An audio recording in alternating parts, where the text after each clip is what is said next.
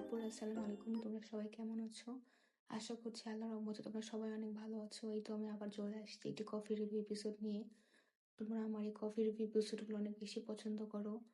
তো আজকে আমি রিভিউ করবো মালয়েশিয়ান একটি ব্র্যান্ডের ক্যাপাচিনো কফি। আমি এরকম 4টা ব্র্যান্ডের কফি নিয়েছিলাম। আমি তোমাদের সাথে আনবক্সিং ভিডিওটা শেয়ার করেছিলাম আপু, আমার যতদূর মনে পড়ে।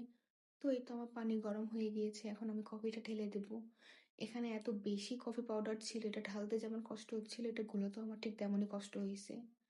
এটা কোনোভাবেই আমি গুলাতে পারতেছিলাম না। পরে অনেকক্ষণ ঘোটাঘুটির পর এটাকে আমি ঠিক মতো গুলাতে পারছি। এটাকে আমার একদমই ফোম করা লাগেনি। ফোম না করে এটার টেক্সচারটা এত ঘন হয়েছে, তোমরা দেখতেই পাচ্ছ অপুরা, মনে হচ্ছে আমি এটাকে ফোম করছি ফোমার দিয়ে।